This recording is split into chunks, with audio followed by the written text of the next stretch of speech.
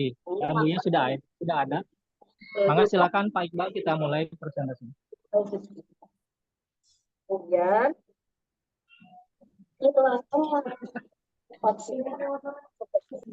dimulai saja ini. Moderator, ya. Maka silakan dimulai, Bu Yanya juga sudah. Bismillahirrahmanirrahim. Assalamualaikum warahmatullahi wabarakatuh.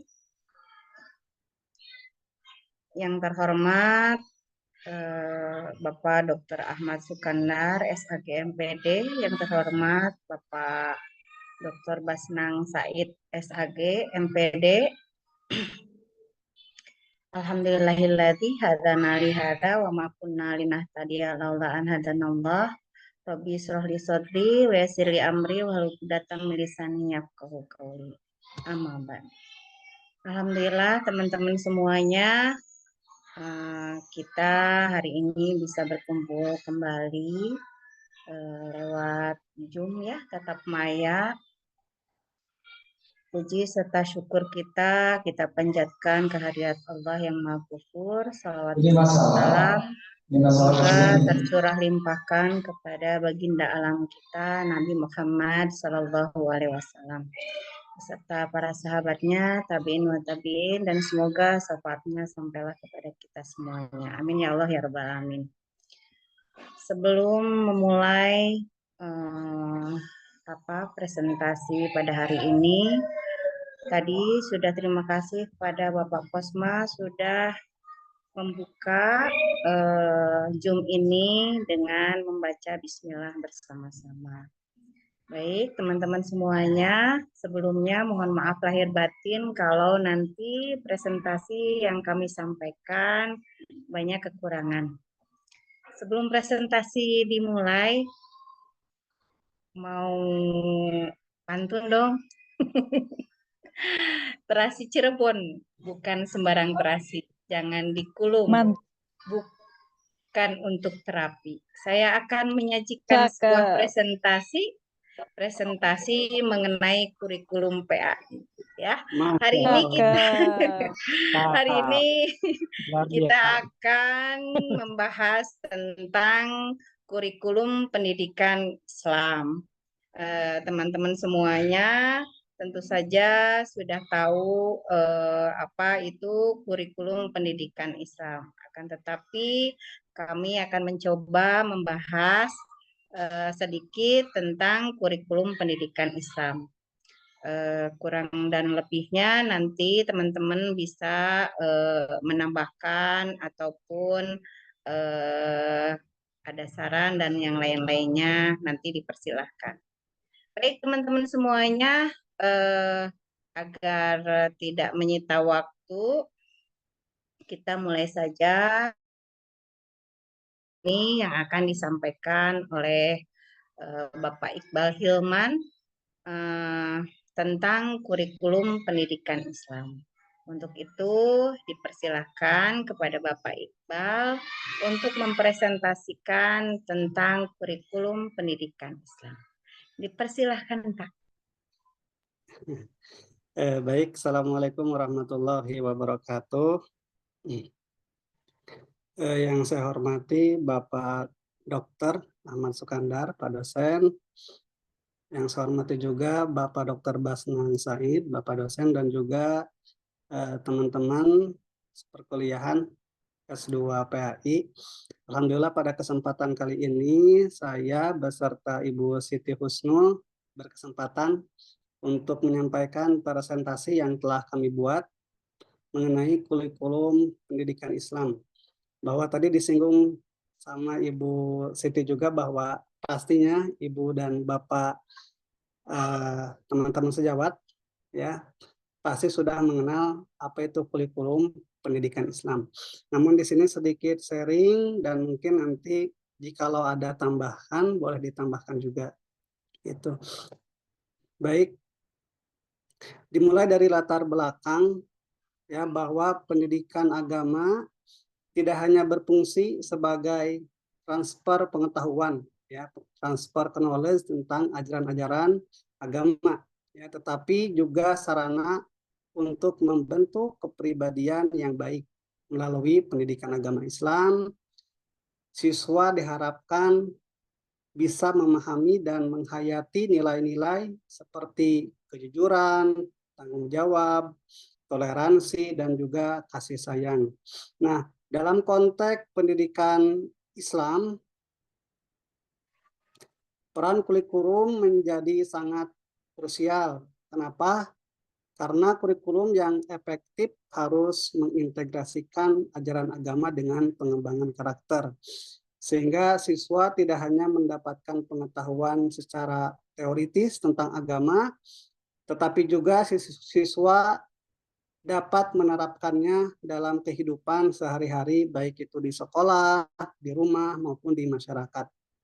Sehingga pada latar belakang ini, kurikulum dirancang dengan baik akan mendukung tujuan menjadikan pendidikan agama sebagai salah satu komponen penting dalam sistem pendidikan yang ada di Indonesia. Baik, untuk rumusan masalah, yang pertama, apa saja komponen-komponen utama dalam kurikulum agama Islam, dan yang kedua, bagaimana implementasinya kurikulum agama Islam di sekolah. Adapun tujuannya untuk menjawab pertanyaan yang pertama, yaitu menganalisis komponen kurikulum dan mengidentifikasi tantangan maupun implementasi kurikulumnya.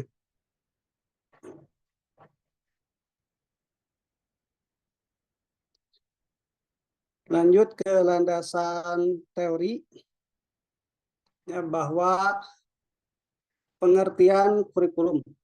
Ya, sebelum ke yang lain, perlu kita ketahui bahwa kurikulum itu seperti apa. Ya, karena banyak di luar sana yang kebingungan, ya, kurikulum itu apa gitu. Kok kenapa banyak ada kurikulum merdeka, kurikulum agama Islam, dan lain sebagainya.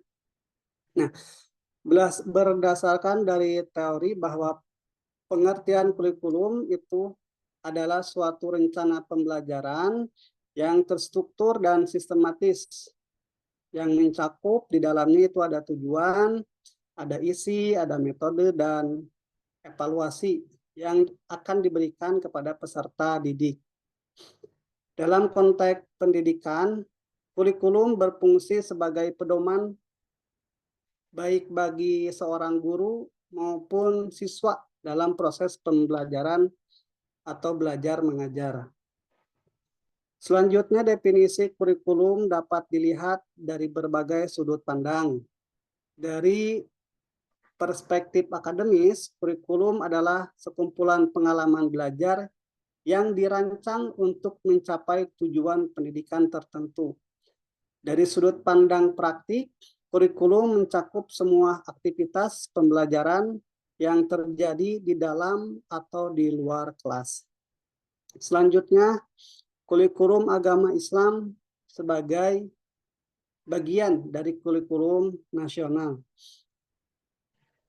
Perlu kita ketahui juga bahwa kurikulum agama Islam memiliki posisi yang sangat penting dalam sistem pendidikan nasional di Indonesia.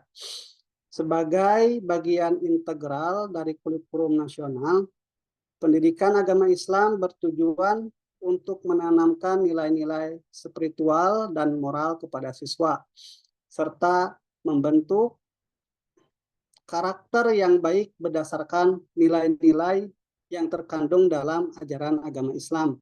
Dalam kurikulum ini, siswa diajarkan tentang aspek-aspek fundamental, ya, dari ajaran agama Islam, seperti akidah, ibadah, akhlak, dan muamalah, yang nanti insya Allah akan dibahas di slide berikutnya. Tujuan utama dari kurikulum pendidikan agama Islam adalah untuk menghasilkan generasi yang tidak hanya cerdas secara akademis, tetapi juga berakhlak mulia dan mampu mengamalkan ajaran agama dalam kehidupan sehari-hari.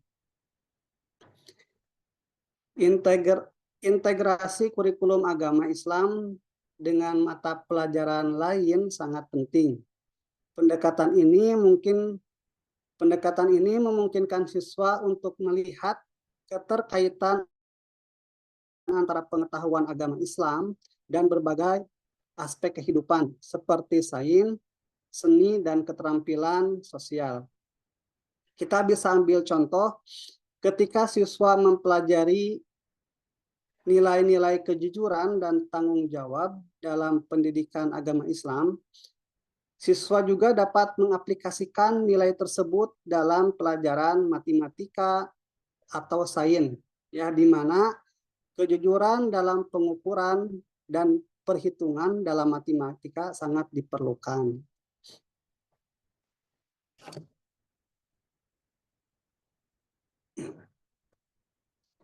Selanjutnya, prinsip-prinsip kurikulum agama Islam. Yang pertama ada integrasi nilai-nilai agama dalam pendidikan, dan yang kedua ada pendekatan holistik dalam pengajaran. Yang pertama, integrasi nilai-nilai agama Islam dalam pendidikan. Salah satu prinsip utama dalam kurikulum agama Islam ini adalah integrasi nilai-nilai agama dalam seluruh aspek pendidikan. Integrasi ini bertujuan untuk menanamkan nilai-nilai spiritual, moral, dan etika yang terkandung dalam ajaran Islam. Sehingga siswa tidak hanya mendapatkan pengetahuan agama, tetapi juga mampu mengaplikasikannya dalam kehidupan sehari-hari.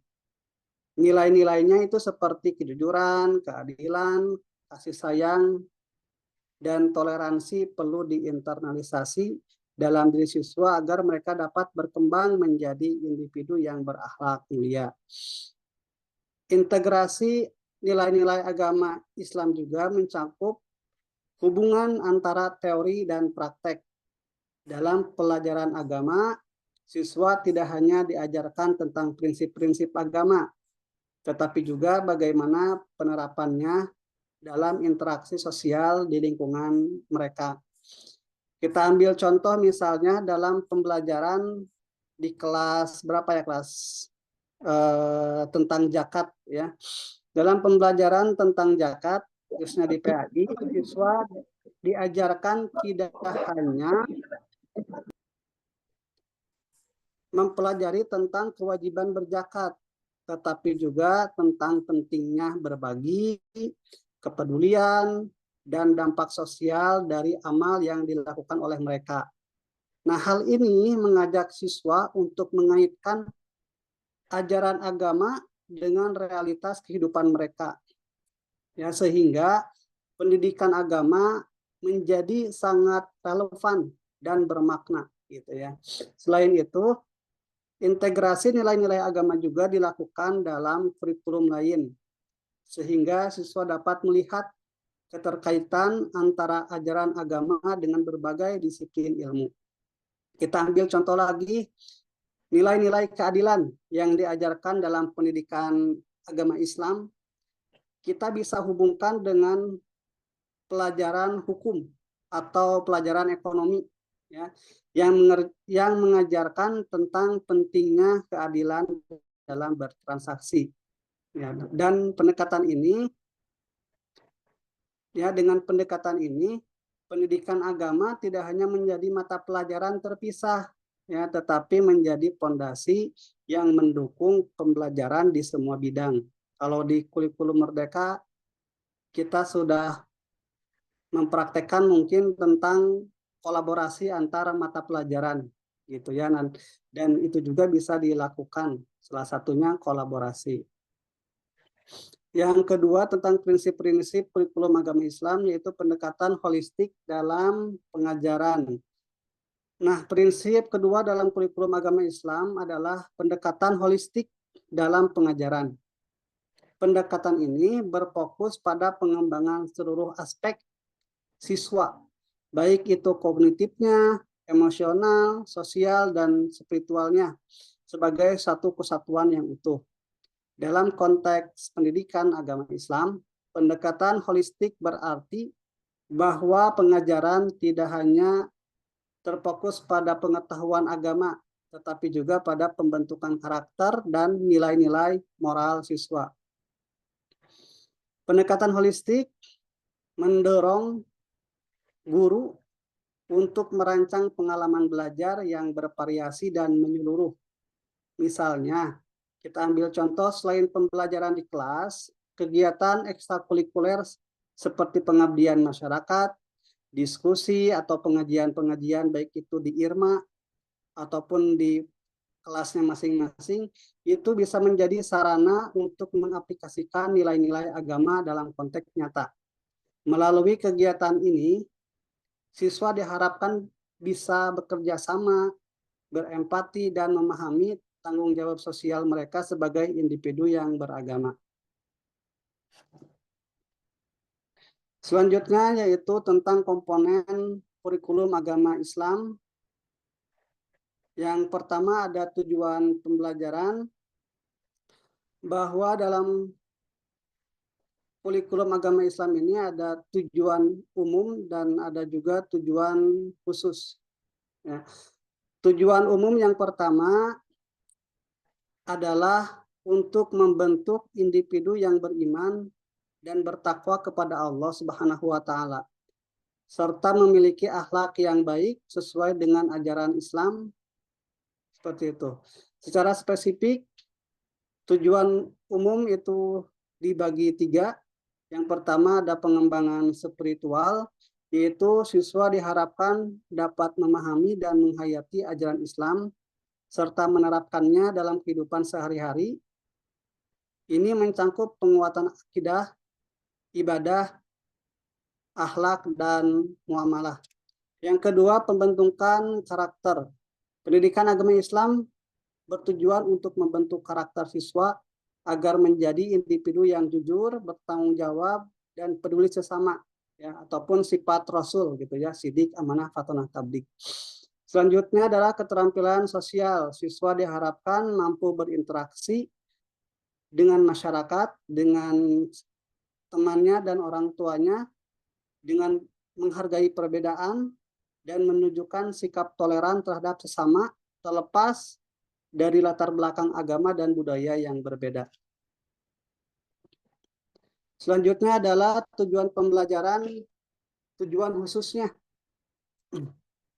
Yang pertama, pengembangan spiritual sama dengan yang tadi. Yang keduanya adalah keterampilan praktis, yaitu siswa mampu melaksanakan ibadah dengan benar, seperti sholat, puasa, zakat, serta memahami tata cara pelaksanaannya. Yang ketiga adalah analisis dan refleksi. Siswa diharapkan dapat menganalisis berbagai isu sosial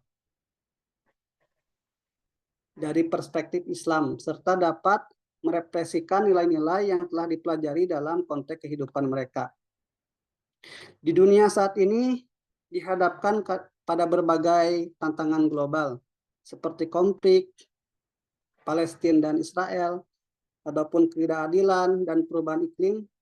Pendidikan agama Islam mengajarkan nilai-nilai keadilan, ya, kepedulian sosial, dan tanggung jawab terhadap lingkungan sangat relevan dalam konteks ini. Nah, siswa diharapkan tidak hanya menjadi individu yang paham agama, tetapi juga menjadi agen perubahan yang mampu berkontribusi dalam menyelesaikan isu-isu yang terjadi di negara kita dan di negara lain.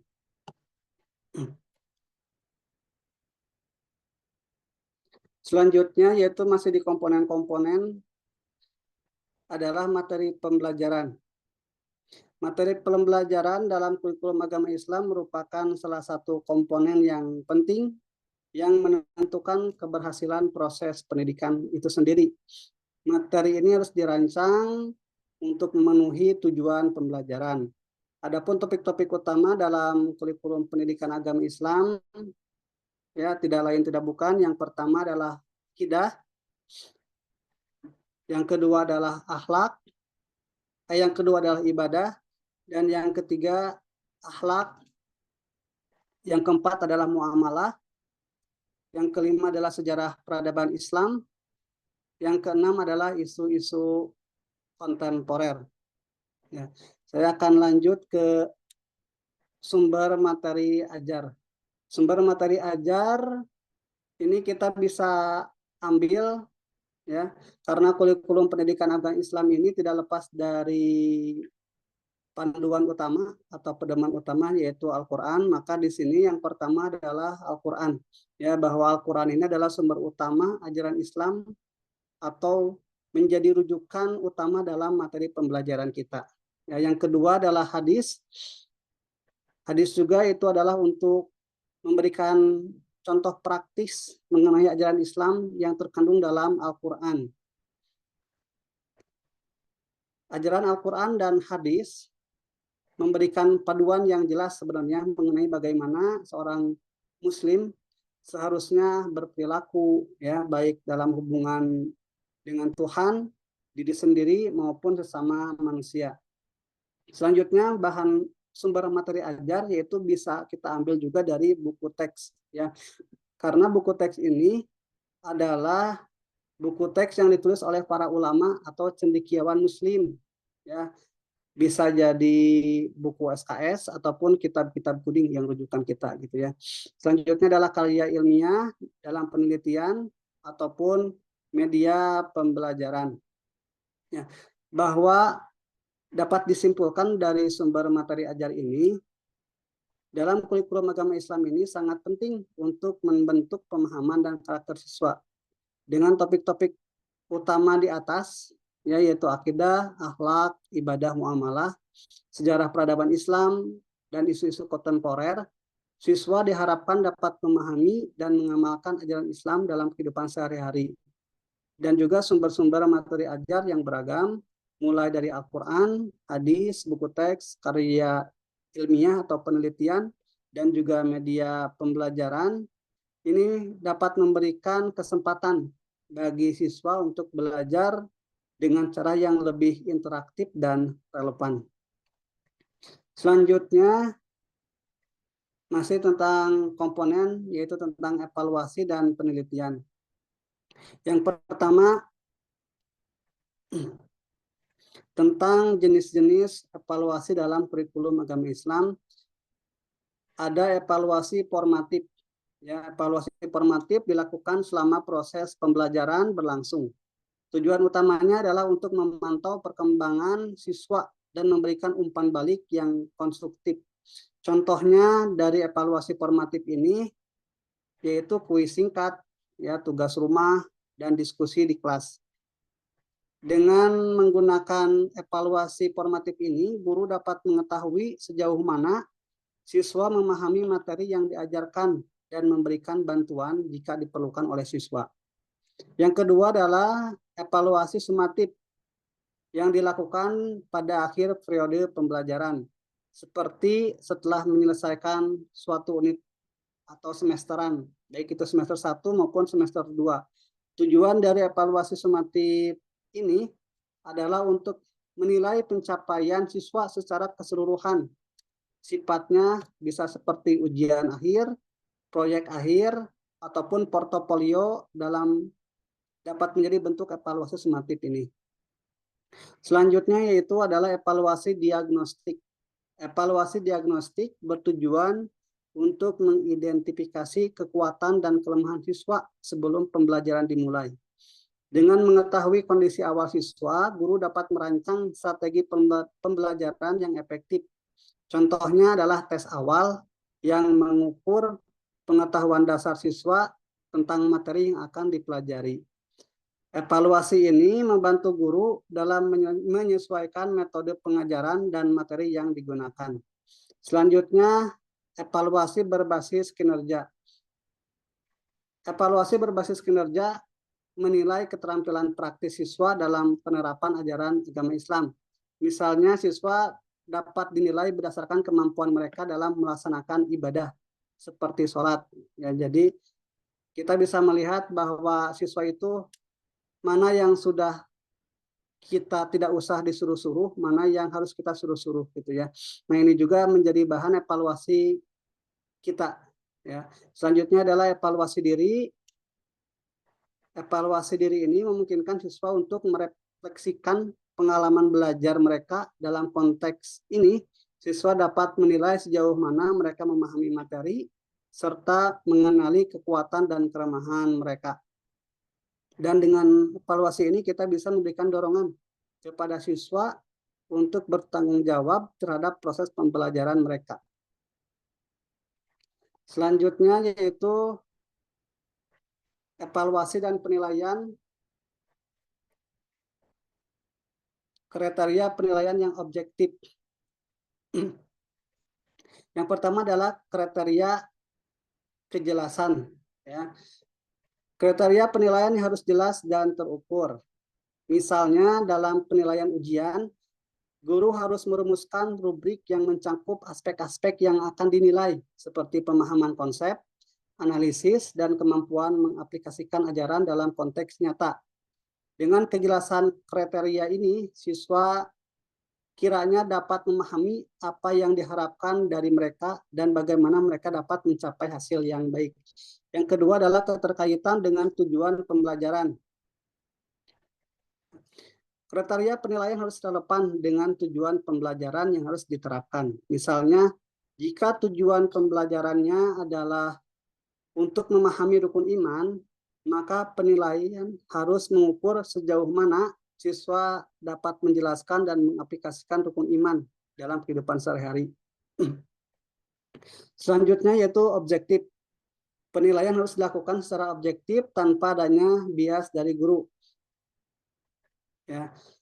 Jika memungkinkan, melibatkan beberapa penilai dalam proses penilaian dalam meningkatkan objektivitas hasil evaluasi. Contohnya kalau dulu sempat pengalaman ada guru yang ketika setelah memberikan ulangan, hari itu juga guru itu memeriksa hasil ulangannya dengan metode melibatkan siswa untuk menilainya, gitu ya. Jadi si jawabannya ditukar ke teman yang ada di pojoknya, ya disilang. Nanti hasilnya lebih objektif seperti itu. Selanjutnya adalah penilaian holistik. Kriteria penilaian harus mempertimbangkan berbagai aspek, tidak hanya mengetahui akademis, tetapi juga sikap dan perilaku siswa. Misalnya, dalam penilaian akhlak, guru dapat mempertimbangkan interaksi siswa dengan temannya dan kontribusi mereka dalam kegiatan sosial. Jadi penilaian holistik ini memberikan gambaran yang lebih lengkap tentang perkembangan siswa. Nah, itu adalah evaluasi yang bisa kita gunakan untuk meningkatkan pengetahuan dan pengamalan siswa dalam perspektif pendidikan agama Islam. Selanjutnya tentang implementasi kurikulum agama Islam, baik itu strategi, tantangan, dan solusinya akan disampaikan oleh Ibu Siti Husnul. Dari saya cukup sekian. Terima kasih. Assalamualaikum warahmatullahi wabarakatuh. Waalaikumsalam warahmatullahi wabarakatuh. Terima kasih pada Bapak Iqbal Hilman yang sudah memaparkan tentang kurikulum PAI, diantaranya yaitu poin-poinnya yang tadi yang sudah disampaikan adalah pengertian kurikulum, prinsip-prinsip kurikulum, dan juga komponen-komponen kurikulum. Baik teman-teman semuanya, selanjutnya untuk materi selanjutnya yaitu silakan diklik Pak Iqbal, punten, tentang implementasi kurikulum agama Islam. Untuk mengimplementasikan kurikulum agama Islam ini ada beberapa yang perlu kita ketahui. Yang pertama yaitu strategi apa untuk mengimplementasikan kurikulum agama Islam itu. Yang pertama yaitu strategi implementasi yang pertama yaitu pentingnya pelatihan guru-guru ya. Jadi agar guru itu tahu apa itu kurikulum agama Islam gitu ya. Jadi lebih mendalami tentang kurikulum agama Islam. Jadi sangat penting sekali seorang guru itu mengikuti pelatihan-pelatihan yang diselenggarakan oleh Kemenag ataupun dinas-dinas terkait. Yang keduanya yaitu program pelatihan berkelanjutan. Nah, program pelatihan yang dirancang secara teratur program pelatihan berkelanjutan itu adalah program pelatihan yang dirancang secara teratur dan sistematis dapat membantu guru terus mengembangkan pengetahuan dan keterampilan mereka. Jadi untuk mengimplementasikan kurikulum agama Islam juga perlu seorang guru itu mengikuti program pelatihan berkelanjutan.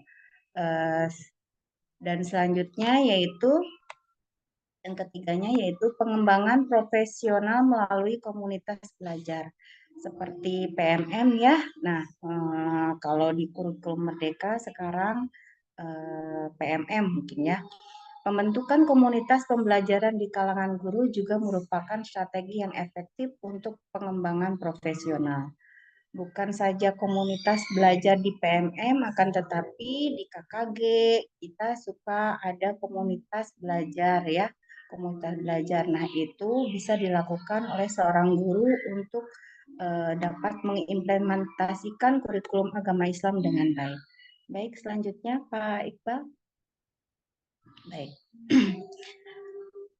Strategi pelatihan, strategi implementasi selanjutnya yaitu penggunaan profesi teknologi dalam pelatihan. Jadi guru harus melek IT, melek teknologi ya.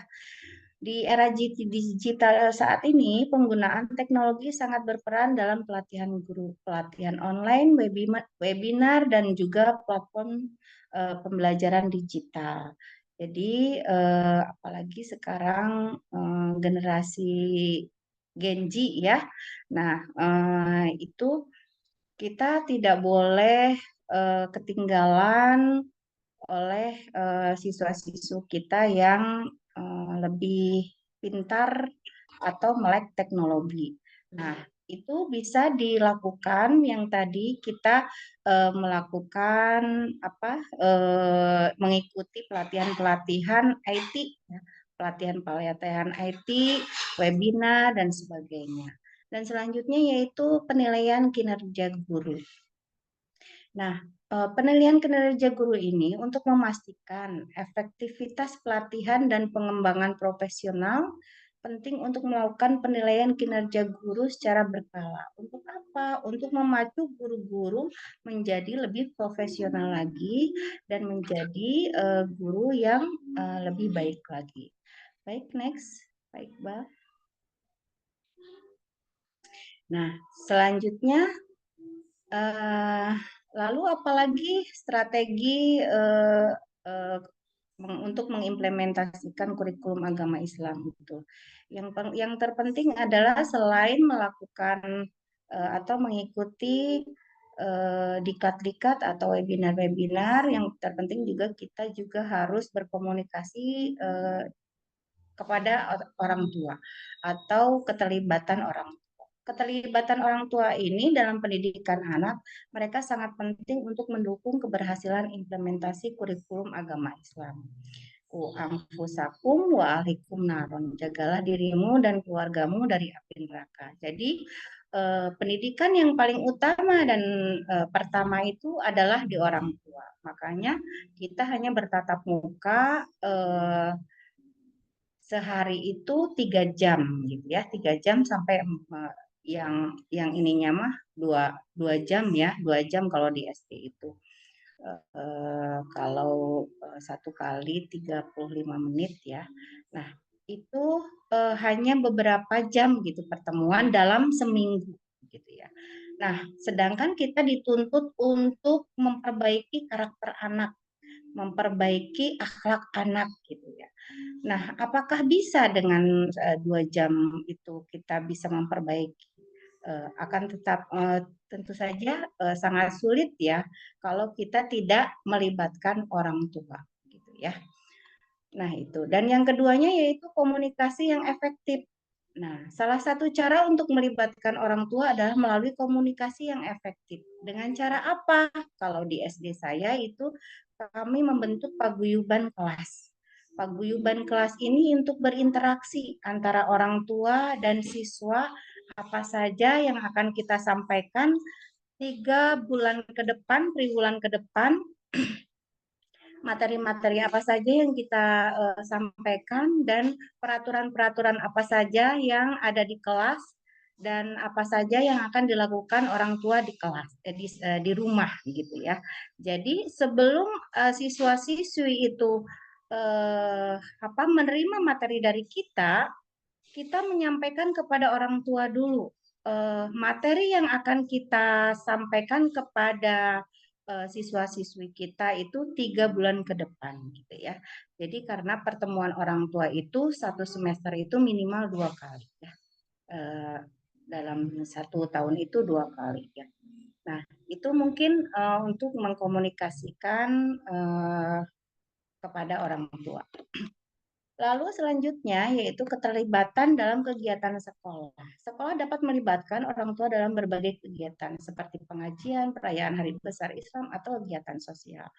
Dan ini di sekolah kami, keterlibatan orang tua ini bukan hanya sebagai pengajian ataupun hari-hari besar saja. Akan tetapi dari P5 aja mereka sudah terlibat untuk membantu siswa-siswinya membuat prakarya gitu ya. Akan tetapi mereka tidak terlibat seluruhnya, tapi sebagian mereka menyediakan barang-barang yang dibutuhkan untuk dijadikan nanti prakarya dan nanti akan dipamerkan di P5 itu. Dan juga di sekolah kami ini untuk keterlibatan orang tua dalam kegiatan sekolah itu santunan anak yatim, pemberian makanan tambahan, mereka selalu terlibat gitu ya. Mereka selalu terlibat karena menurut kami ini adalah mitra gitu ya, paguyuban sekolah, paguyuban kelas, dan juga komite. Itu adalah mitra, tidak bisa dipisahkan gitu ya. Selanjutnya, next, Pak Iqbal, punten. Baik, lalu kendala-kendala dalam faktor internal di sekolah, yaitu yang pertama kualitas guru. Salah satu kendala utama dalam mengimplementasikan kurikulum agama Islam adalah kualitas guru. Di berbagai daerah atau di berbagai penjuru itu kualitas guru sangat berbeda-beda. Satu sekolah itu mungkin yang PNS-nya berapa orang, yang sukuannya berapa orang. Kalau pengalaman PNS mungkin lebih banyak daripada sukuan. Akan tetapi honorer bukan berarti dia tidak lebih unggul di dalam kualitas mengajarnya. Kadang-kadang IT-nya lebih unggul, kualitas mengajarnya lebih unggul gitu ya.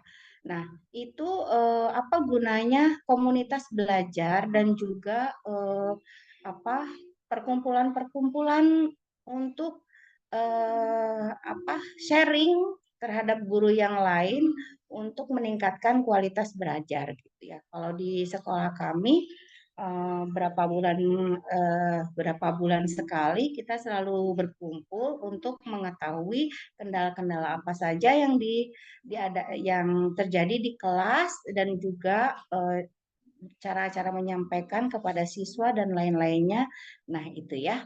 Nah, yang keduanya yaitu kendalanya yaitu sarana dan prasarana yang terbatas. Tentu saja ini sangat mencolok ya ketika kurikulum belajar digulirkan, akan tetapi sarana dan prasarananya tidak tidak memadai.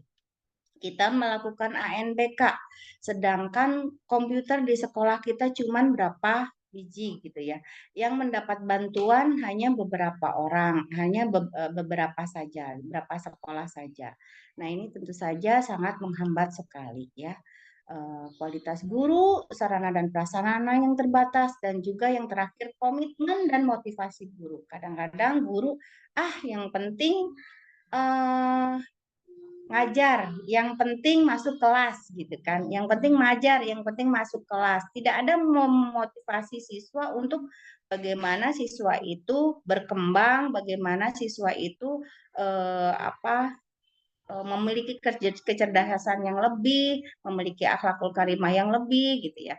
Itu komitmen dan motivasi guru yang rendah itu sangat menjadi kendala dalam mengimplementasikan kurikulum agama Islam. Next, Pak Iqbal, punten.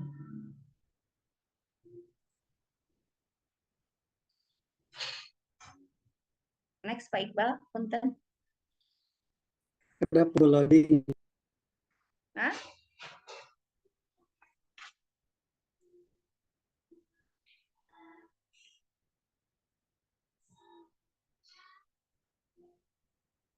Oke, selanjutnya yaitu persepsi masyarakat terhadap pendidikan agama Islam. Yang pertama, sikap dan persepsi masyarakat terhadap pendidikan agama Islam dapat mempengaruhi implementasi kurikulum belajar. Persepsi apa saja yang dapat menghambat terhadap pendidikan agama Islam? Pendidikan agama mah bisa diajarkan di mana saja gitu ya. Udah gitu tidak ada dukungan orang tua bahwasanya ketika anak-anak mengaji pun di TPI gitu. Tidak seperti dukungan ketika sekolah ketika dia berangkat sekolah umum gitu ya. Nah, di sekolah TPI misalnya ini kan tentang agama ya. Tapi mereka tidak ada yang namanya ayo sekolah di TPQ gitu, tidak gitu. Malahan kalau mereka main kemana-kemana itu dibiarkan saja. Beda halnya dengan ketika belajar di SD yang belajar IPA, kimia atau PKN dan lain-lainnya. Lalu kebijakan pendidikan yang tidak mendukung. Kebijakan pemerintah terkait pendidikan agama juga menjadi faktor penting dalam kendala mengimplementasikan kurikulum agama Islam. Lalu selanjutnya, kendala selanjutnya yaitu globalisasi dan pengaruh media. Pengaruh globalisasi dan media massa juga mempengaruhi pemahaman dan pengamalan nilai-nilai agama di kalangan siswa. Adanya TikTok, WA, IG, TikTok yang hanya joget-joget dan lain-lainnya yang anak-anak belum bisa menyaring atau mempergunakan gadget tersebut dengan baik gitu ya. Apalagi sekarang kayak TikTok, IG, Facebook dan lain-lainnya itu semuanya siswa bisa mengakses gitu ya. Semua siswa dapat mengakses. Nah, ini bisa kita sosialisasikan kepada orang tua siswa bahwasanya kita juga harus memberikan pemahaman IT kepada orang tua siswa yang tadi, balik lagi kepada orang tua siswa yang tadi ya. Dan selanjutnya yaitu perubahan sosial yang cepat gitu ya. Perubahan sosial yang cepat dalam masyarakat masuk dalam hal nilai dan norma dapat mempengaruhi cara siswa memahami ajaran agama. Nah, itu ya perubahan sosial yang sangat cepat yang karena adanya pengaruh globalisasi dan media, mereka sikapnya itu sekarang sudah tidak lagi kalau dulu ketemu sama guru itu sampai mendunduk-nunduk gitu ya. Nah, kalau sekarang biarin aja gitu ya, nggak ada yang namanya etika untuk bagaimana bersikap kepada orang yang lebih tua dari kita. Nah, ini adalah kita sebagai guru PAI menjadi tantangan untuk kita untuk memasukkan bagaimana akhlak-akhlak siswa-siswi kita untuk menjadi lebih baik. Next, Pak Iqbal. Nah, solusi untuk mengatasi kendala-kendala tersebut yaitu diantaranya yang pertama, program pelatihan dan pengembangan profesional. Yang keduanya, pelatihan berbasis kompetensi. Yang ketiga, mentoring dan coaching. Ya, harus di-mentoring dan diberikan pemahaman. Lalu yang keempatnya penilaian kinerja berbasis umpan balik dan yang kelimanya pemberian insentif dan penghargaan kepada guru-guru yang sudah melaksanakan pembelajaran dengan baik dan mendapatkan hasilnya. Yang keenam yaitu integrasi teknologi dalam pendidikan. Selanjutnya Pak Iqbal. Nah, solusi selanjutnya yaitu membangun hubungan yang kuat dengan orang tua yang tadi kita bicarakan. Kendalanya yaitu orang tua Nah, itu membangun hubungan yang kuat dengan orang tua. Yang keduanya, kegiatan bersama di sekolah dan masyarakat, baik guru, kepala sekolah, dan masyarakat, dan juga orang tua, semuanya berkolaborasi untuk bagaimana cara membangun sekolah dengan baik. Yang ketiganya yaitu kolaborasi dengan lembaga keagamaan. Tidak hanya sekolah, guru, dan masyarakat, lembaga keagamaan juga kita memerlukannya untuk berkolaborasi untuk membangun karakter putra-putri kita. Yang keempatnya yaitu program pengabdian masyarakat. Nah, kalau di SMP itu program pengabdian masyarakat itu biasanya anak SMP terjun langsung ke TPQ untuk mengajari ikro dan lain-lainnya gitu ya. Terus udah gitu memberikan permainan-permainan atau nyanyian-nyanyian tentang agama gitu ya, tentang pendidikan atau akhlak-akhlak keagamaan. Dan selanjutnya yaitu peningkatan kesadaran masyarakat tentang pendidikan agama. Nah, bagaimana cara meningkatkan kesadaran masyarakat tentang pendidikan agama? Mungkin selain diadakan pertemuan-pertemuan di sekolah-sekolah, bagaimana memberikan materi bahwasanya pentingnya pendidikan agama untuk putra-putri kita. Gitu. Kalau di Cianjur itu wajib melaksanakan TPQ ya atau DTA gitu ya. Jadi diniyah takmiliyah itu wajib untuk melanjutkan ke jenjang selanjutnya gitu ya. Dulu itu wajib tahun 2022, 23, 24 itu wajib bahwasanya anak-anak harus mengikuti DTA gitu ya. Diniyah takmiliyah mempunyai ijazah diniyah takmiliyah ataupun TPQ untuk melanjutkan jenjang selanjutnya, dan itu disosialisasikan kepada orang tua siswa yang tidak ikut sekolah agama ya, tidak ikut sekolah agama, karena kita mensosialisasikan bagaimana pentingnya putra-putri kita memahami agama. Baik, selanjutnya. Nah, kesimpulannya pada hari ini yaitu kurikulum agama Islam berfungsi sebagai fondasi dalam pembentukan karakter siswa, memberikan nilai-nilai moral dan etika yang diperlukan untuk kehidupan sehari-hari melalui pengajaran yang terstruktur. Siswa tidak hanya mendapatkan pengetahuan teoritis tentang ajaran Islam, tetapi juga cara menerapkannya dalam konteks kehidupan modern. Pendekatan holistik dalam pendidikan agama yang mengintegrasikan ajaran-ajaran dengan pelajaran umum, membekali siswa dengan keterampilan berpikir kritis dan kemampuan sosial yang berkebutuhan untuk berinteraksi dengan masyarakat. Demikian mungkin yang dapat saya sampaikan.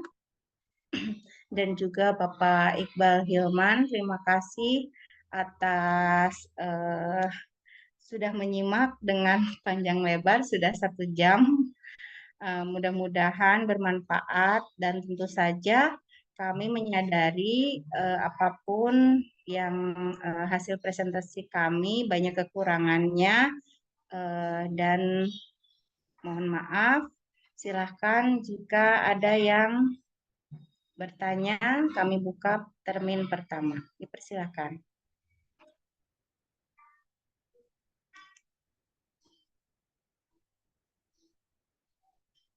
Ada yang bertanya? Masih adakah orang di sana? Baik, mungkin kalau tidak ada yang bertanya,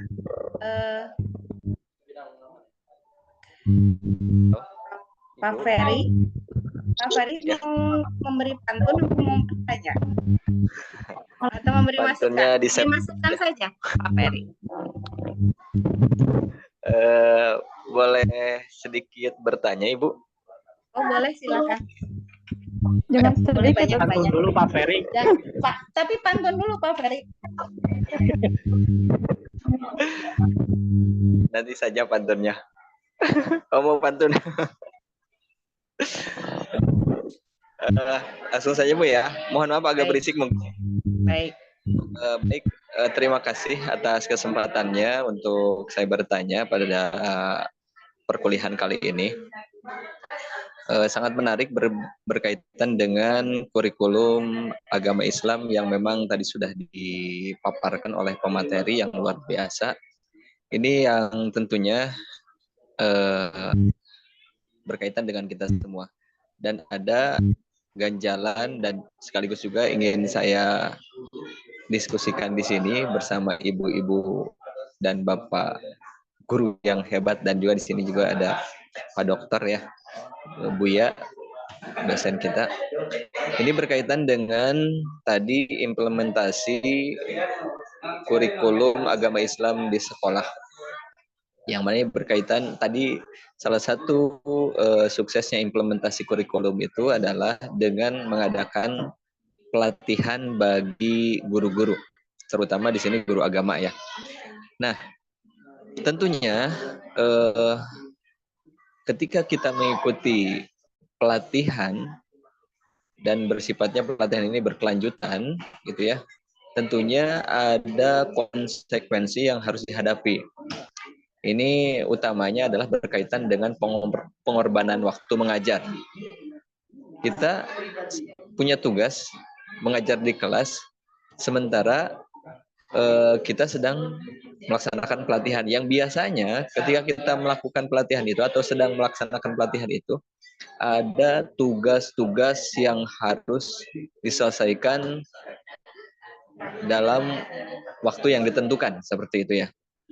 Bahkan mungkin ada Bapak Ibu yang berpengalaman saat bukan hanya mengikuti satu pelatihan, akan tetapi 2 pelatihan, misalkan mengikuti CGP, kemudian juga mengikuti PPG, seperti itu ya, pelatihan yang dilaksanakan secara beririsan. Dan tentunya ini selain menguras tenaga, tetapi waktu juga. Nah, di sini yang saya tanyakan adalah bagaimana pandangan Bapak dan Ibu mengenai situasi ini. Kemudian apa yang harus kita lakukan untuk menyeimbangkan antara kebutuhan akan pelatihan profesional juga sekaligus tanggung jawab pengajaran di kelas. Seperti itu. Itu saja mungkin yang ingin saya tanyakan Bapak Ibu, terutama mungkin kelompok yang sedang membahas pada kesempatan hari ini. Terima kasih. Assalamualaikum warahmatullahi wabarakatuh. Waalaikumsalam warahmatullahi wabarakatuh. Terima kasih Pak Ferry sudah memberikan pertanyaan yang luar biasa. Langsung saja saya mencoba sebelum Pak Hilman menjawabnya. Benar Pak Ferry, ini adalah dilema bagi kita semuanya. Ada pepatah mengatakan level tertinggi keberhasilan seorang guru itu bukan guru CGP, bukan guru PPG, bukan guru S2, bukan dokter, akan tetapi guru yang dirindukan oleh murid-muridnya. Makanya teman-teman saya, orang-orang di sekeliling saya sampai tidak mau tuh ikut CGP karena nggak mau meninggalkan anak-anak didiknya, nggak mau meninggalkan tugas dia. Akan tetapi kompetensi kita sebagai guru juga dibutuhkan untuk perkembangan putra-putri kita, gitu ya. Jadi bukan meningkatkan kompetensi kita itu bukan hanya saja mengikuti CGP atau mengikuti apa gitu ya. Akan tetapi kita bisa dari webinar-webinar yang diadakan sebelum pas hari libur atau dan sebagainya gitu ya. Terus putra-putri kita misalnya kita ini ikut CGP, bagus CGP itu, akan tetapi sebelum misalnya oh iya saya harus ada Zoom jam sekian gitu ya. Jam sekian. Misalnya biasanya jam 1 Zoom-nya itu misalnya gitu ya. Putra-putri kita itu harus kita siapkan dan harus kita siapkan dengan baik bagaimana mengajar misalnya besok kita ada ada CGP atau Jum CGP. Kita juga harus menyiapkan putra-putri kita pembelajaran yang baik untuk mereka.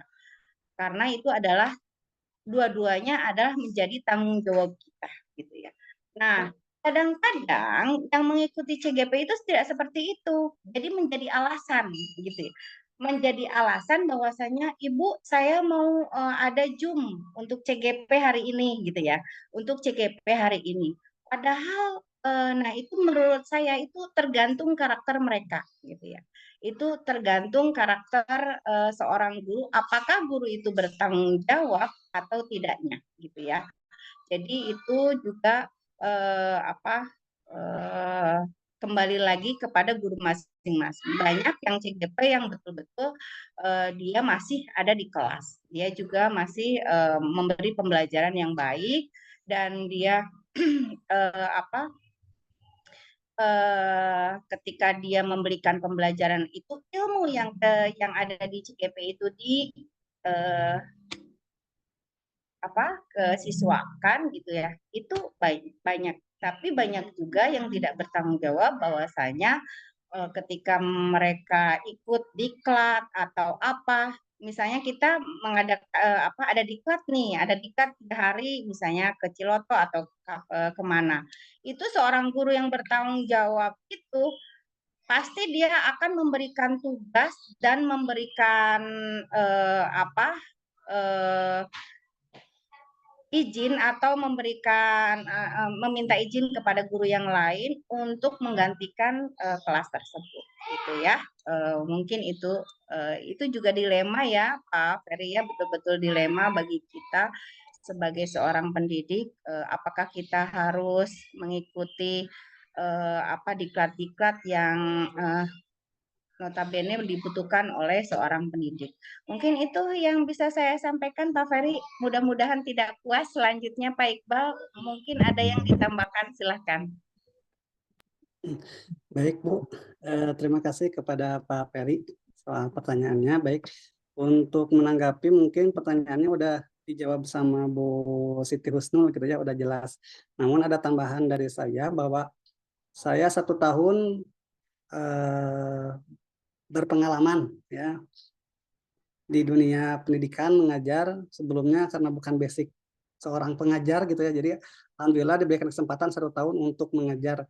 Nah, situasi yang tadi Bapak Ferry sampaikan itu juga menimpa saya gitu terkait tugas di sekolah. Pengalaman saya yaitu ketika saya waktunya ngajar, satu waktu saya diundang untuk mengikuti MGMP gitu ya, MGMP. Jadi satu waktu ada 2 kegiatan, satu ngajar, yang kedua ikut kegiatan MGMP. Nah, pertanyaannya apa yang harus saya lakukan? Yang pertama, saya sampaikan dulu kepada kepala sekolah gitu ya. Salah satunya itu konfirmasi dan koordinasi. Ya, disampaikan ngobrol dulu dengan sekolah bahwa hari ini saya jadwalnya ngajar, dan di sisi lain ini ada undangan, waktunya sama, ada kegiatan MGMP terkait tentang kualitas dan peningkatan saya sebagai guru yang mengampu mata pelajaran PAI gitu. Sehingga dua-duanya ketika dipandang penting ya, sehingga nanti bisa ditentukan mana yang lebih penting ya, atau mana yang lebih mendesak gitu. Sehingga ketika ada 2 pilihan, tentu yang dipilih hanya 1 ya, nggak akan dua-duanya karena nggak akan bisa maksimal ya. Jadi ketika itu pengalaman saya ditugaskan karena dipentingkan dan dikhususkan, akhirnya ditugaskan untuk ke MGMP gitu ya. Jadi tugasnya 1, akhirnya tugas yang di sekolah itu dilemparkan ke guru piket gitu. Adapun tugas yang diberikan oleh saya karena itu tugasnya ngedadak gitu ya. Jadi saya tidak, dalam kondisi itu saya tidak menyiapkan tugasnya ya, tetapi karena kurikulum di sekolah saya itu menerapkan setidaknya kurikulum agama Islam gitu ya, jadi ketika ada guru-guru yang tidak mempersiapkan tugasnya, itu bisa dikembalikan kepada atau dipantau oleh guru piket gitu ya. Kegiatan-kegiatannya yaitu si anak itu tadarus Pak ya, tadarus atau membaca Al-Quran di musola ya, sehingga istilahnya sah tuh satu Al-Quran, satu ayat, satu hadis gitu ya.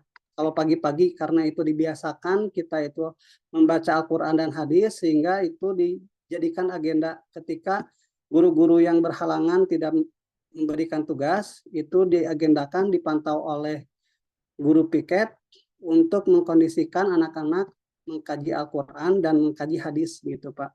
Jadi poinnya yang pertama dikonfirmasikan dan dikoordinasikan kepada kepala sekolah yang bersangkutan gitu sehingga keputusan kita juga bukan keputusan yang sepihak oleh kita ya, tetapi keputusan yang dikonfirmasikan, yang dikoordinasikan, yang hasilnya akan memberikan keputusan yang dua-duanya memberikan keputusan yang enak gitu Pak ya, kepada kita sebagai gurunya, kepada anak-anaknya, kepada sekolahnya yang kita tinggalkan gitu. Mungkin itu aja tambahannya Pak Peri. Barangkali dari Bapak Ibu guru yang mungkin udah lama berpengalaman di dunia mengajar, ada pengalaman solusinya seperti apa, silahkan. Gitu Pak Peri, mohon maaf. Assalamualaikum warahmatullahi wabarakatuh. Boleh sedikit menambahkan, Bu? Baik, mangga silahkan Pak. Ya. Bismillahirrahmanirrahim. Assalamualaikum warahmatullahi wabarakatuh. Waalaikumsalam. Pengalaman yang saya pernah lakukan, bukan pernah ya, sering karena sering mengikuti kegiatan-kegiatan. Seperti kemarin mengikuti MOJ dan Kurnap selama kurang lebih 3 minggu ya. Pasti kan otomatis akan meninggalkan anak itu sendiri. Nah, kan salah satu tugas ASN itu adalah sebagai pelayan publik ya. Jadi melayani peserta didik dengan sepenuh hati. Yang saya lakukan yang pertama, ya ketika kemarin saya melaksanakan MOS yang 2 minggu itu, saya tetap meskipun ada Zoom melaksanakan kegiatan semestinya itu belajar dengan siswa. Tapi pas waktu kemarin Kurnap 3 hari karena itu dinas luar, jadi sudah ada izin dari kepala sekolah, saya memberikan tugas yang pertama, saya berhubungan dengan kemarin presentasi kelompok kemarin ya, berhubungan dengan teknologi informasi. Saya menggunakan pertama Google Formulir sebagai pengumpulan tugasnya. Jadi misalkan kalau waktunya dari jam 7 sampai jam 9, jadi batas waktu mengumpulkan itu sampai jam 9 biasa seperti itu. Jadi akan terpantau. Yang kedua ada konfirmasi terlebih dahulu juga ke guru piket, terus konfirmasi juga ke wali kelas. Jadi kalau seandainya tidak dengan hubungan dengan wali kelas, biasanya itu anak-anaknya malas mengerjakan tugasnya itu sendiri. Jadi alhamdulillah selama kemarin yang saya laksanakan Kurnap itu 3 hari anak-anak itu terpantau gitu. Jadi mengumpulkan tugas semuanya, baik misalkan tulisannya dikumpulkan maupun menggunakan dipoto tulisannya, terus dikumpulkan ke Google Formulir gitu. Kalau yang saya laksanakan ya selama kemarin. Jadi anak-anak itu tidak terpantau gitu. Meskipun kita melaksanakan tugas di luar sekolah gitu. Yang penting mah kita sudah ada izin dari kepala sekolah, terus misalkan tugasnya ada, jadi insya Allah anak itu akan terkendali. Itu yang saya bisa sampaikan. Mohon maaf apabila ada kesalahan. Assalamualaikum warahmatullahi wabarakatuh. Waalaikumsalam warahmatullahi wabarakatuh. Terima kasih Pak Saidin sudah penjelasan tentang pertanyaan dari Pak Ferry dan juga Pak Iqbal. Terima kasih sudah menjelaskan. Demikian Pak Ferry, jawaban dari kami mudah-mudahan tidak puas. Dan selanjutnya mungkin ada yang bertanya lagi. Sudah siang ya.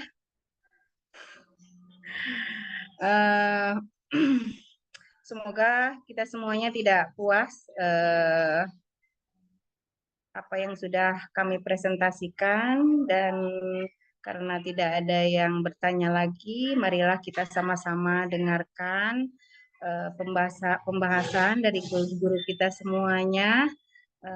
Dan mohon maaf saya sebagai moderator banyak kesalahan dan juga kekurangannya. Sebelum ditutup presentasi dari saya dan sebelum Bapak Dokter menjelaskan penjelasan tentang kurikulum, saya ingin berpantun sedikit.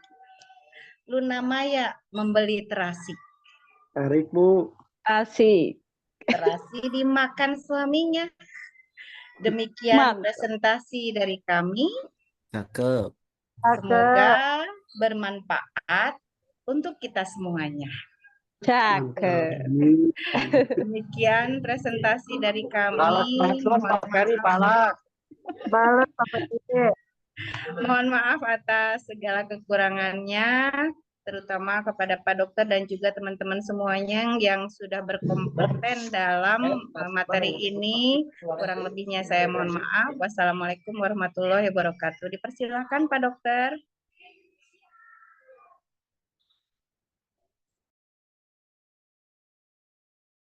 Terima kasih. Bismillah. Assalamualaikum warahmatullahi wabarakatuh. Alhamdulillah wassalatu wassalamu ala Rasulillah Muhammad ibni Abdillah la nabiyya ba'dah. Asyhadu an la ilaha illallah wa asyhadu anna Muhammadar Rasulullah. Allahumma sholli wa sallim wa barik ala sayyidina Muhammadinil Fatih lima uglik wal khatim lima sabaq. Nasiril haqi bil haqi wal hadi ila siratikal mustaqim wa ala alihi haqqa qadrihi wa miqdarihil adim amma ba'du. Alhamdulillah kita panjatkan puji dan syukur kehadirat Allah Rabbun Ghafur, sholawat beserta salam semoga terlimpah tercurah kepada junjungan alam Nabi Muhammad sallallahu alaihi wasallam, pada keluarganya, para sahabatnya, para tabiin-tabiinnya, termasuk kepada kita semua yang mudah-mudahan kita senantiasa dikaruniai hidayah dan taufik Allah untuk mampu mencontoh, mentauladani segala jejak langkah baginda Rasul Shallallahu Alaihi Wasallam. Alhamdulillah pada kesempatan ini kita mendapatkan pembahasan yang cukup menarik ya dalam kaitannya dengan kurikulum, dan di mana bagaimana kurikulum ini khususnya kurikulum pendidikan agama Islam yang di dalamnya tentu banyak hal yang perlu kita diskusikan, perlu kita pelajari, yang tentunya hal ini membutuhkan pemikiran mendalam kaitannya dengan bagaimana kurikulum ini dapat terintegrasi, karena yang jelaskan kurikulum pendidikan agama Islam itu tidak berdiri sendiri dan dia berada di dalam sistem pendidikan.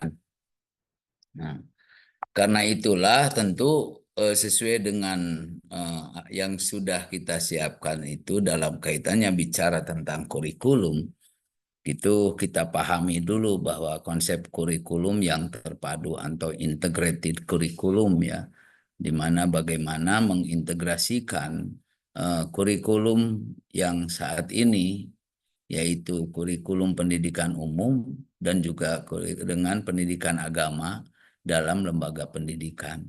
Karena di satu sisi ya kita umat Islam butuh kepada pengetahuan-pengetahuan umum, ilmu-ilmu yang sifatnya umum, dan juga tentu perlu mendasari anak-anak kita untuk kepada kurikulum atau ajaran-ajaran agama Islam. Kemudian yang kedua adalah tantangan daripada modernisasi kurikulum ya, karena bicara kita ini ya, pembahasan ini ya, selain daripada itu ada beberapa tantangan di dalam pendidikan ini, karena kan kita bicara tentang masalah aktual pendidikan yang saat ini adanya tantangan modernisasi kurikulum, di mana terutama di lembaga pendidikan pesantren, dan di mana lembaga pendidikan pesantren ya punya kurikulum agama yang pure semuanya. Kurikulumnya pendidikan Islam yang sifatnya tradisional, tapi tentu perlu di situ ada modernisasi kurikulum itu sendiri. Yang ketiga, kita pun tentu perlu mengidentifikasi apa tantangan dan peluang dalam evaluasi kurikulum pendidikan Islam di era saat ini, era globalisasi ya. Lalu bagaimana juga kita bisa merancang ya kurikulum yang berbasis kepada teknologi di pendidikan Islam, dan bagaimana juga kita mengintegrasikan nilai-nilai moral, nilai-nilai etika dalam kurikulum berbasis kepada potensi.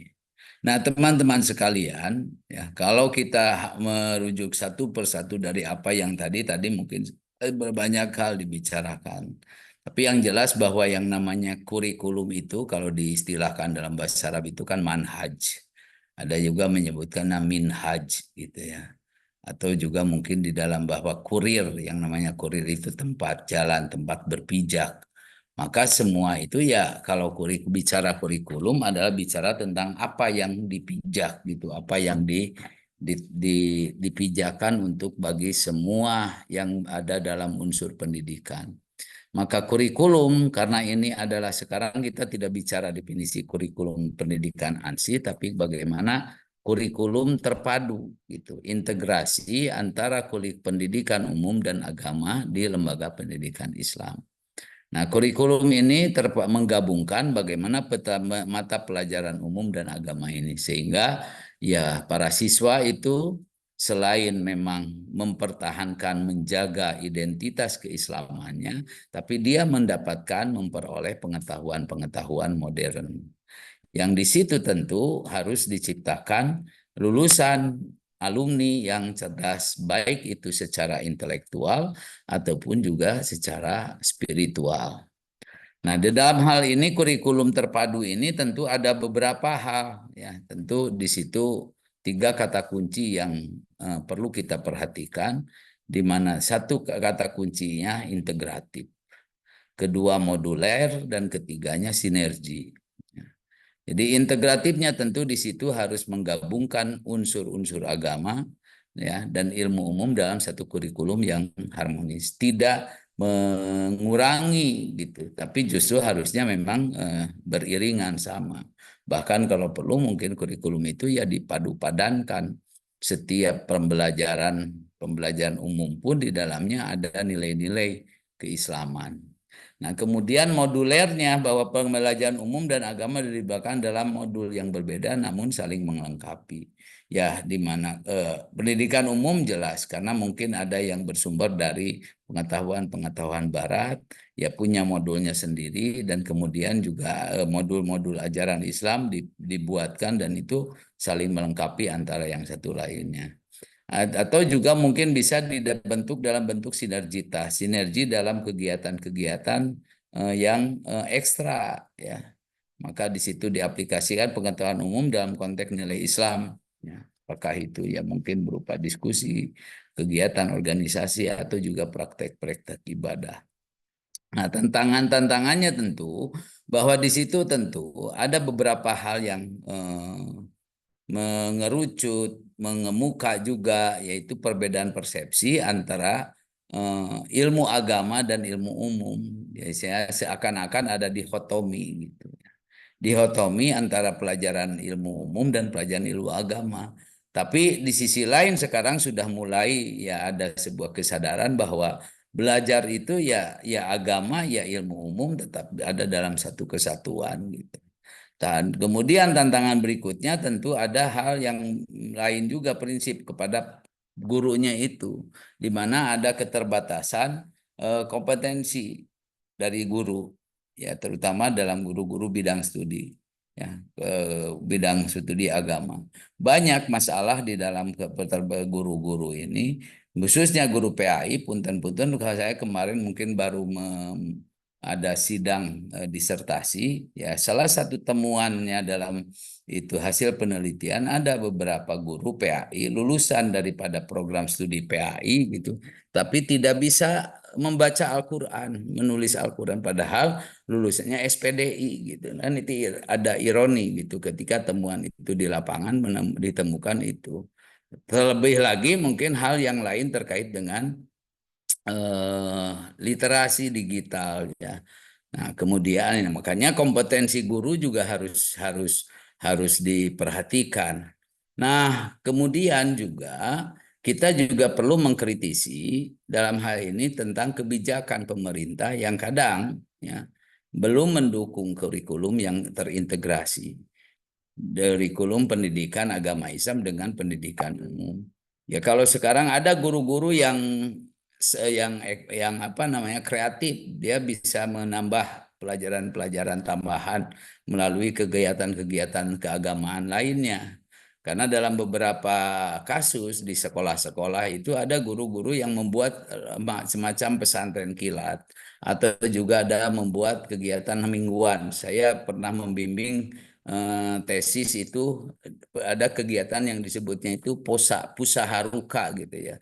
Jadi pusaharuka itu apa ya? Jadi kegiatan yang memang di situ setiap hari Minggu pesantren siswa gitu ya, pesantren siswa pada intinya di situ ada kegiatan-kegiatan keagamaan. Nah, bagi mereka-mereka yang kreatif ya bisa menjalankan gitu. Yang repot itu ada guru agama misalkan tidak mau repot ya, dia mengikuti apa yang ada, sehingga sudah mah misalnya kurikulumnya itu membelajarkan pendidikan agama itu hanya 3 jam ataupun 2 jam misalnya, lalu dia tidak punya kreativitas yang pada akhirnya guru anak didik tidak mendapatkan ilmu agama yang cukup. Beberapa kebijakan memang saya mendengar tadi juga disampaikan di Cianjur, bahkan di Kabupaten Bandung juga sama. Jadi untuk masuk tingkat yang lebih tinggi ada pelajaran tambahan yang diinikan, yaitu masuk ke MDTA. Jadi dia punya sertifikat atau ijazah madrasah diniyah, takmiliyah, awaliyah, bahkan kemudian wusto dan ulia gitu ya. Nah, kemudian maka apa yang solusinya? Ya solusinya tentu di situ perlu ada, kalau untuk guru ya mungkin perlu ada pelatihan-pelatihan. Maka guru juga jangan, tadi disebutkan ya dari satu sisi dia itu harus memperhatikan murid-muridnya, masa harus meninggalkan, dan itu juga sebetulnya ya tergantung kreativitas bagaimana membagi. Ya saya sendiri hari ini itu ngajar 7 mata kuliah dalam satu hari, di mana mulai tadi pagi harus mengajar 3 kelas. Bagaimana caranya bahwa pembelajaran ini bisa sampai, materi bisa sampai, kemudian mahasiswa tidak merasa dirugikan. Ya akhirnya kita bikin satu macam tugas penugasan sebagai bentuk penambahan, sehingga mata pelajaran yang tidak disampaikan di dalam kelas bisa dia membaca sendiri. Melalui apa ya? Mungkin tadi diantaranya melalui pertanyaan-pertanyaan, melalui soal, melalui studi-studi kasus dan lain-lainnya.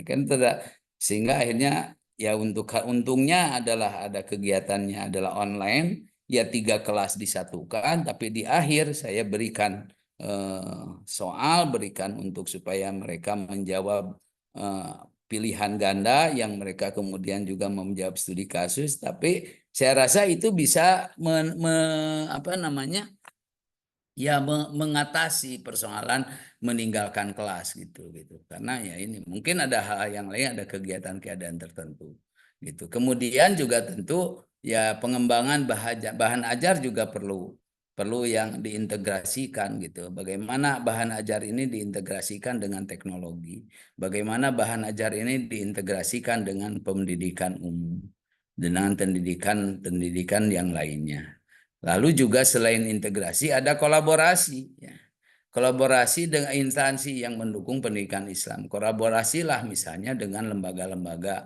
Kalau belajar misalkan anak untuk masalah pengeluaran zakat, ya kita mungkin anak bisa mendatangi, berkolaborasi, guru datang ke Basnas gitu ya. Kalau misalkan kaitannya dengan bagaimana pendidikan sosial, datang guru berkolaborasi dengan pihak panti asuhan. Kalau kolaborasinya misalkan dengan bagaimana belajarkan biologi yang berbasis keislaman, ya mungkin bisa datang belajar ke sawah dan belajar biologi tapi sambil belajar agama, tadabbur alam dan lain-lain. Yaitu kolaborasi-kolaborasi yang mendukung pada pendidikan bisa kita lakukan dalam hal ini. Itu pembicaraan yang pertama tentang berada di dalam studi pendidikan formal ya. Kemudian karena pendidikan Islam ini tidak diajarkan di pendidikan umum, juga ada yaitu kurikulum yang pesantren. Ya kalau mudah-mudahan kalau ada Pak Dr. Basnang, mungkin beliau bisa bicara lebih luas tentang bagaimana hari ini perkembangan pesantren. Ya kita kemarin juga cukup bangga ada HSN, Hari Santri Nasional, semua digaungkan, ada pengakuan, ada afirmasi dari pemerintah untuk istilahnya santri juga diakui gitu. Nah, di satu sisi bahwa di dalam pesantren itu ada nilai-nilai tradisional, tapi di sisi lain di situ tantangannya adanya modernisasi. Sehingga ya kurikulum pesantren itu ada bagaimana menciptakan modernisasi tanpa kehilangan tradisi gitu. Modernisasi tetap berjalan, tradisi pun tetap dipertahankan. Al-muhafadzatu alal qadimi soleh wal ahdu bil jadidil aslah itu tidak cukup di situ sekarang ini. Wal islah ilamah wal aslah gitu. Memperbaiki kepada yang lebih baik lagi. Ilamah wal aslah sumal aslah gitu ya. Jadi sekarang itu tidak hanya berhenti al-muhafadzatu alal qadimi soleh wal ahdu bil jadidil aslah, tapi ada lagi yaitu wal islah, memperbaiki lagi kepada yang ilamah wal aslah, kepada yang lebih baik lagi. Karena yang namanya pendidikan itu kan harus sustainable, harus selalu berkembang, selalu ada peningkatan, perbaikan gitu. Nah, dalam hal ini jangan lupa kita kepada sejarah dan nilai tradisi dalam pendidikan pesantren misalnya. Di pendidikan pesantren di Indonesia, dan ini menjadi sebuah hazanah ya, bahwa dia memiliki karakter tradisional yang fokusnya pada pengajaran turos, pengajian kitab-kitab kuning dan adab dan juga pembentukan karakter. Jadi kalau kita menggaungkan pendidikan karakter di sekolah-sekolah formal, pendidikan pesantren sudah terlebih dahulu. Kalau kita menggaungkan pendidikan umum itu belajar berdiferensiasi, pendidikan pesantren sudah lama pembelajarannya berdiferensiasi gitu ya. Karena di pesantren itu ada spesialisasi.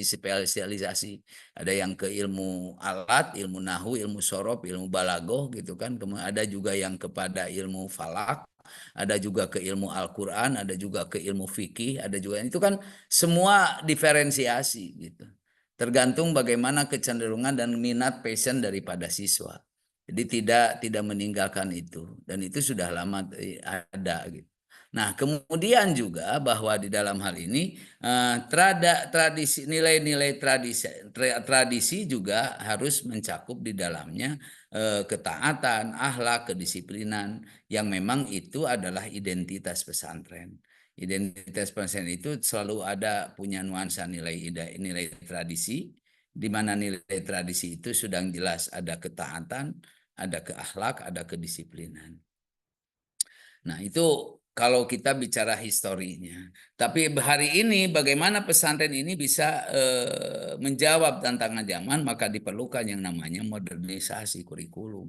Ya, bagaimana pesantren memasukkan mata pelajaran umum. Ya, saya dulu waktu masuk pesantren itu sudah, karena kebetulan masuk pesantren yang modern, ya sudah ada bahkan tes pertama masuk itu ada tes berhitung gitu. Jadi bukan matematika tapi berhitung. Ya si siswa itu ya santri itu dites dulu matematikanya, bahkan bahasanya, bahasa Indonesia, bahasa Inggris juga gitu. Jadi ada pendidikan itu, kemudian juga sainsnya gitu, bahasa asingnya. Nah, bicara sains ya saya sekarang perlu juga kita ini membaca lebih banyak gitu ya. Kita punya wakil menteri di pendidikan tinggi itu seorang profesor masih muda, siapa namanya itu Stella ya, Stella. Nah, itu beliau kan punya pendalaman kaitannya dengan sains, cognitive sciences gitu ya. Jadi ke ilmu sains tentang kecerdasan. Bahkan banyak mengkritisi banyak untuk supaya tidak terlalu banyak mengandalkan yang namanya AI, karena tentu banyak salahnya. Jadi sehingga kalau kita terlalu bergantung kepada yang namanya AI, ya akhirnya jati dirinya akan hilang. Nah gitu ya, sains sekarang sudah berkembang sedemikian rupa, guru tidak perlu lagi sulit untuk mencari bahan ajar, mencari apa, tapi bahwa identitas pribadinya sebagai manusia gitu, yang harusnya memang kita juga mendidik manusia, memanusiakan manusia gitu kan. Yang mana manusia itu kan dibagi kepada ada yang manusia sebagai insan, manusia sebagai basar, manusia sebagai nas gitu. Yang awal pertama diciptakan ya manusia itu ya sama-sama dengan yang lain ya sebagai basyariah saja. Sebagaimana makhluk-makhluk Tuhan yang lainnya, apakah makhluk Tuhan lain yang punya kulit, yang nggak punya apa, yaitu kan binatang juga kelompoknya kelompok basyariah. Tapi menciptakan bahwa pendidikan itu dari derajat basyariah kepada insaniah. laqad khalaqnal insana fi ahsani taqwim kan gitu. Menjadi manusia yang paripurna, yang sempurna gitu. Nah, kemudian juga selain itu jangan lupa bahwa manusia tidak hidup sendiri sehingga ada konsep an-nas. Manusia yang sebagai makhluk yang bersosialisasi, makhluk yang senantiasa berinteraksi dengan kultur, dengan sosial, budaya, dan lain-lainnya. Dan kemudian juga ya bahasa. Untuk bahasa juga untuk saat ini saya pikir tidak terlalu sulit dan tidak menjadi tantangan yang berarti. Mengapa? Karena ada teknologi kan gitu. Kalau zaman dulu kita ya alhamdulillah saya punya pengalaman juga. Pengalaman dulu untuk tambahan penghasilan itu menjadi penerjemah gitu. Menerjemahkan buku, menerjemahkan tugas-tugas mahasiswa, menerjemahkan ini gitu. Masih di awal-awal mahasiswa S1 dulu zaman tahun 90-an gitu ya. Itu lumayan, tapi sekarang untuk bahasa asing tidak menjadi satu hal yang problem gitu. Setiap orang bisa menguasai itu dan belajar otodidak gitu. Memperluas wawasan siswa tanpa menghilangkan ya identitas pesantrennya. Kemudian juga penggunaan teknologi. Ya, pesantren ya perlu sekarang ini mengembangkan e-learning, pembelajaran ini sehingga bisa mengakomodir mereka para santri yang tidak ada di dalam pesantren. Meskipun secara tradisi yang namanya pesantren itu ada di dalam lembaga di dalamnya gitu. Tapi dengan e-learning mungkin bisa mempercepat proses pembelajaran, proses transfer ilmu daripada satu sang guru kepada muridnya. Gitu. Dan kemudian tentu harus ada penguatan kitab kuning dan ilmu agama, dan kitab kuning ya sudah harus mulai ya digitalisasi gitu ya. Karena sekarang ini tantangannya kan orang semua udah mulai kepada digital, bagaimana juga mengajarkan kutubut turos, kitab-kitab kuning kepada halayak umum. Dan tidak menjadi persoalan juga dalam hal ini, tapi yang penting karena di situ memang nilai tradisinya jangan boleh ditinggalkan, tidak boleh ditinggalkan. Liko dengan guru, bertemu dengan guru itu sudah menjadi keharusan. Nah, tantangan modernisasi itu teman-teman tentu di situ maka pesantren perlu menjaga sebuah keseimbangan antara tradisi yang memang sudah mengakar, yang sudah menghunjam di dalam tradisi pesantren, itu dengan inovasi-inovasi. Maka pesantren-pesantren sekarang mungkin sudah banyak inovasi-inovasinya. Ada pesantren untuk mengakomodir para mereka yang suka kepada pertanian, ada pesantren agribisnis. Ada juga mungkin pesantren teknologi, ada pesantren anu. Dan ini menjadi satu harapan besar untuk pendidikan kita di dunia pesantren gitu. Tapi ada tantangan lainnya juga, ada resistensi terhadap perubahan dari kalangan guru, pengurus yang berpegang pada tradisi. Ya kadang-kadang ya tidak mau meninggalkan tradisi itu, akhirnya ada berkutat di dalam satu kumparan saja. Maka itu tentu perlu ada best practice ya, contoh-contoh terbaik bagaimana program pendidikan keterampilan vokasional ya kejuruan di pesantren yang mengajarkan keterampilan pesantren. Saya dulu juga dua penelitian itu tentang kewirausahaan, jiwa kewirausahaan santri gitu.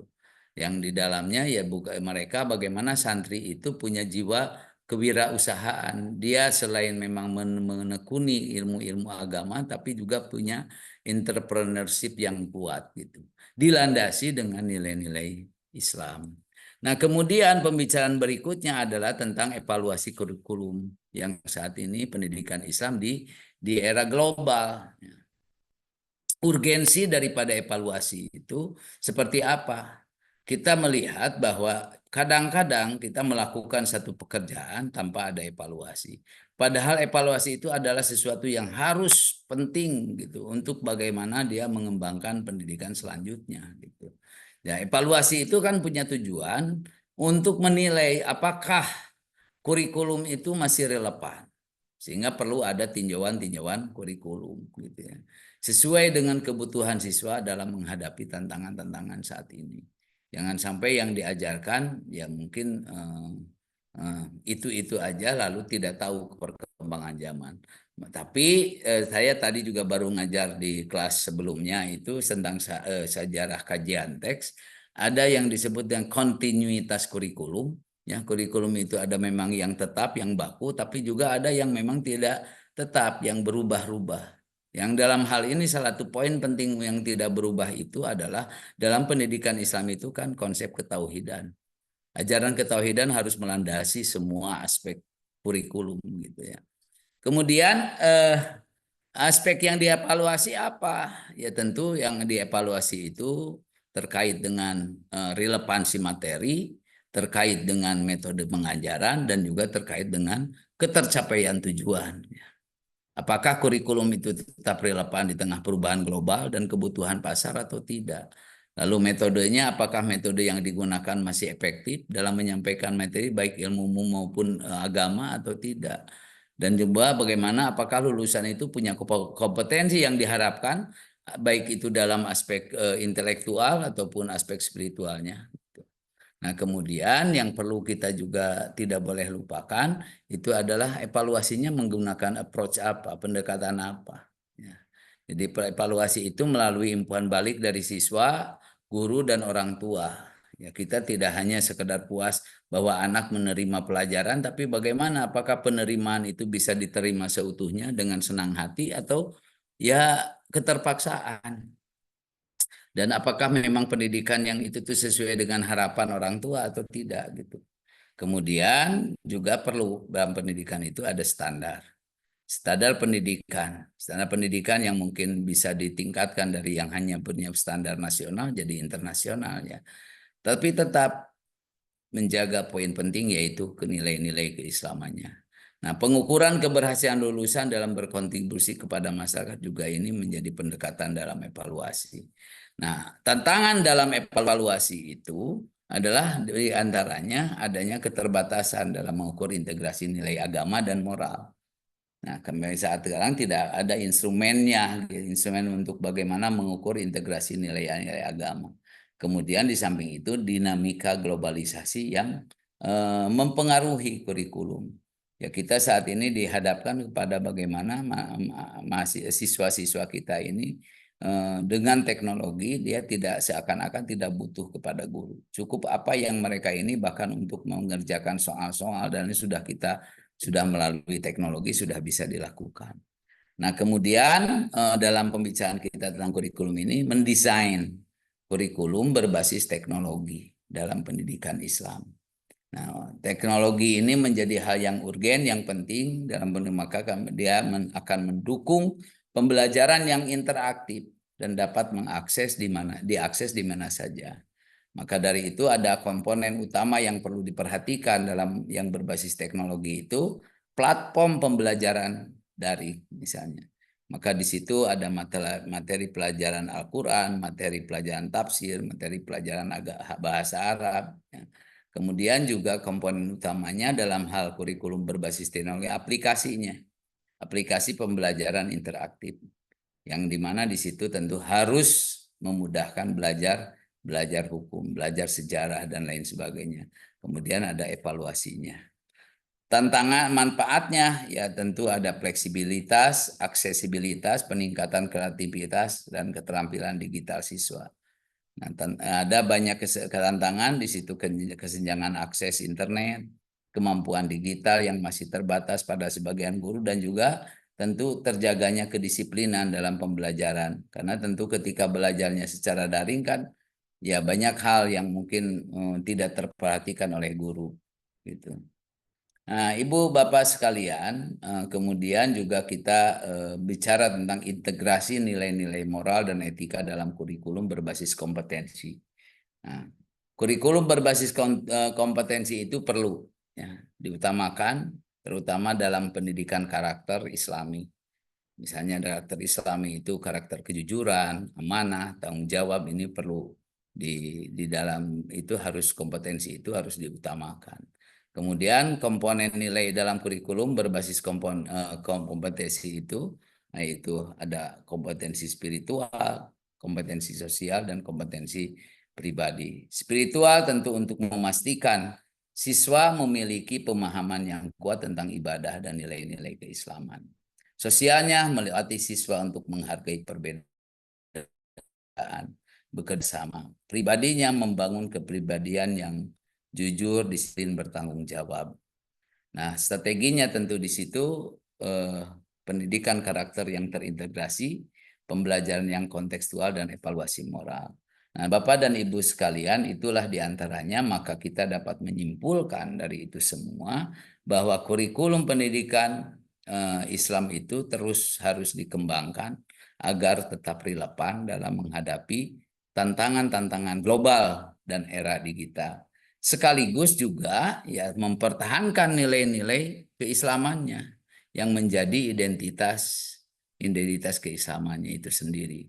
Sehingga integrasi ya pendidikan umum dan agama, modernisasi pesantren, evaluasi kurikulum, penerapan teknologi, serta penanaman nilai moral dan etika ini menjadi aspek penting yang perlu diperhatikan dalam pembicaraan kurikulum ini. Ya, dari kurikulum yang terstruktur, komprehensif, adaptif, maka lembaga-lembaga pendidikan Islam itu dapat menghasilkan generasi yang siap menghadapi berbagai tantangan zaman tanpa kehilangan jati diri mereka sebagai umat Islam. Barangkali itu mungkin yang perlu saya ulas dalam hal ini. Adapun tadi kaitannya dengan tantangan guru secara teknis dan kasuistis di lapangan, yaitu kembali kepada sang guru itu sendiri untuk bagaimana dia menjadi selain sebagai pengajar, dia juga sebagai inovator, inspirator juga, serta motivator. Demikian, wallahul muwaffiq ila aqwamit thoriq. Assalamualaikum warahmatullahi wabarakatuh. Waalaikumsalam warahmatullahi wabarakatuh. Terima kasih Bapak Dokter yang sudah memberikan penjelasan panjang lebar, dan juga mudah-mudahan ilmu yang sudah disampaikan bermanfaat untuk kita semuanya. Amin ya Allah ya rabbal alamin. Dan selanjutnya teman-teman semuanya, mungkin ada yang akan ditanyakan kepada Bapak Dokter, dipersilakan.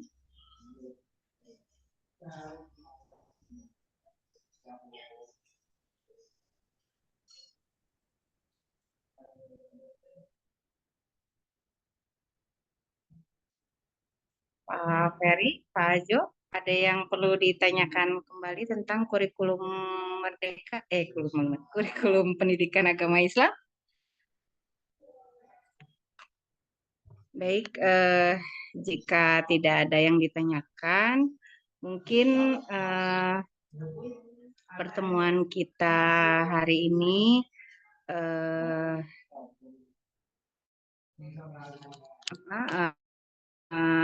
dan juga materi pada hari ini kita tutup saja. Sebelumnya saya mohon maaf sebagai moderator dan juga atas nama kelompok Pak Iqbal Hilman dan juga saya mohon maaf atas segala juga kepada dosen, mohon maaf atas segala kekurangannya, dan terima kasih atas ilmunya yang sudah luar biasa kami terima. Mudah-mudahan tutup saja mungkin dengan doa kifaratul majelis teman-teman semuanya ya. Bismillahirrahmanirrahim. Subhanaka Allahumma wa bihamdika asyhadu an la ilaha illallah wa astaghfiruka wa atubu ilaik. Amin ya Allah. Wassalamualaikum warahmatullahi wabarakatuh. Waalaikumsalam.